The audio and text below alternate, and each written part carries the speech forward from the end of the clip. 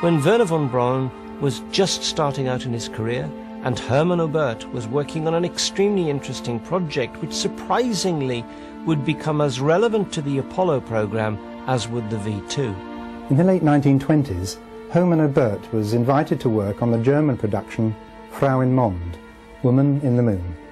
It was a Fritz Lang film, with a script credited to Lang's wife, Thea von Harbou. Frau im Mond was a silent movie with its plot based on manned flight to the moon. Oberth was responsible to Fritz Lang for the rocket design and flight details. It would appear that NASA has followed the principal elements of this virtual blueprint ever since. This design was for a multi-step rocket. As each stage runs out of fuel, it drops off into space and the next stage takes over, thrusting the craft further onwards.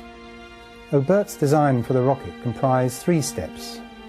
Apollo's launcher, the Saturn V, was a 3-stage rocket. It was constructed in a vertical position in a huge assembly shed.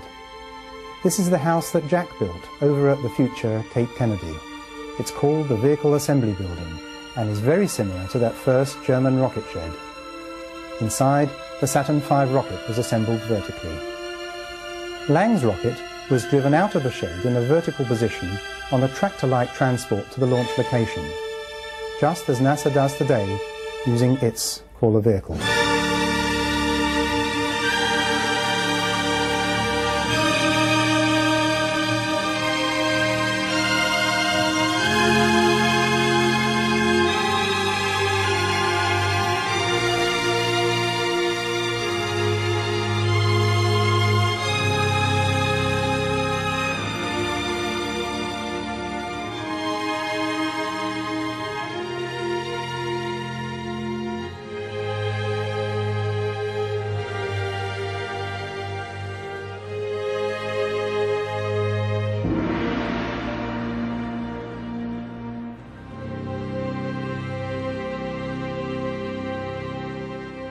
The Soviets, however, preferred to construct their rockets horizontally and then deliver them horizontally to the launch pad, as the Russians still do today. No doubt they recognized that moving a high centre of gravity rocket vertically was contrary to common sense. And contrary to some received opinion in the West, the Soviets have in fact always been the world's leaders in rocket development. With 21 firsts in space exploration, they had no need to present the world with rampant virility symbols for their journeys into space. As for NASA's Apollo launcher, the Saturn V, that rocket may not have been as great as it looked. To emphasize the moment before liftoff, Fritz Lang created the 10-9-8 countdown. It was one of the movie's most dramatic features. Lang had intended this countdown procedure merely to increase the dramatic tension at the launch.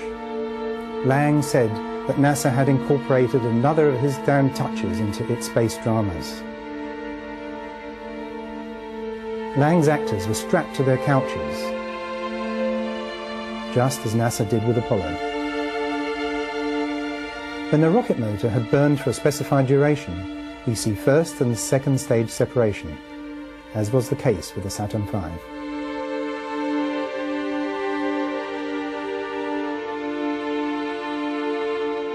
In order to prevent the occupants from floating around the cabin in microgravity, they used a very practical solution of foot grips. Later, NASA was to stick everything to the walls with Velcro tape. And this attractive and exotic demonstration of the way that water globules will float in microgravity has also become an industry standard.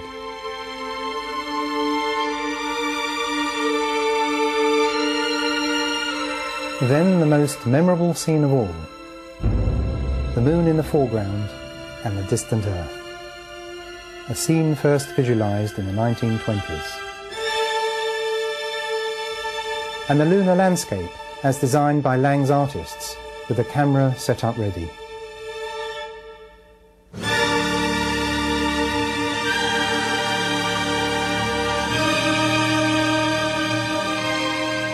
This look, with its pointed rather than smooth mountains, was copied exactly by NASA space artists on the decals that depicted the individual Apollo lunar modules.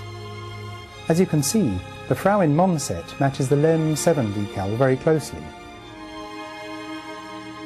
Remembering that LEM 7 was allocated to Apollo 13's dark moon trip, Is it not significant that this decal is the only one of the Apollo LEM series which depicts a LEM actually sitting on a fake lunar surface?